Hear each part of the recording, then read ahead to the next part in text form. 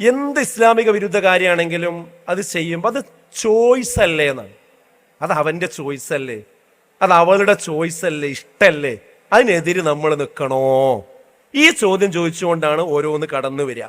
അവിടെ നമ്മൾ മനസ്സിലാക്കേണ്ടത് എന്താണെന്ന് ചോദിച്ചാൽ, ഇസ്ലാമികമായി ഒരു മുസ്ലിമിനെ സംബന്ധിച്ചിടത്തോളം അങ്ങനെ സ്വന്തം ഇച്ഛക്കനുസരിച്ച് ജീവിക്കാൻ പാടില്ല. നമ്മുടെ ഇഷ്ടത്തിനനുസരിച്ചല്ല നമ്മൾ ജീവിക്കേണ്ടത്, അള്ളാഹുവിൻ്റെയും അള്ളാഹുവിന്റെ റസൂലിന്റെയും ഇഷ്ടത്തിനനുസരിച്ച് കൊണ്ടാണ്.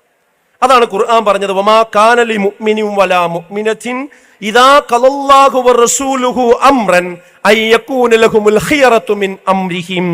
ഒരു മുഅ്മിനാകട്ടെ മുഅ്മിനത്താകട്ടെ അള്ളാഹുവും റസൂലും ഒരു കാര്യം തീരുമാനിച്ചു കഴിഞ്ഞാൽ അവർക്ക് പിന്നീട് മറ്റൊരു ഇഷ്ടമുണ്ടാകാൻ പാടില്ല, ഒരു ചോയ്സ് ഉണ്ടാകാൻ പാടില്ല, ഒരു തീരുമാനമുണ്ടാകാൻ പാടില്ല, ഒരു അഭിപ്രായം ഉണ്ടാകാൻ പാടില്ല.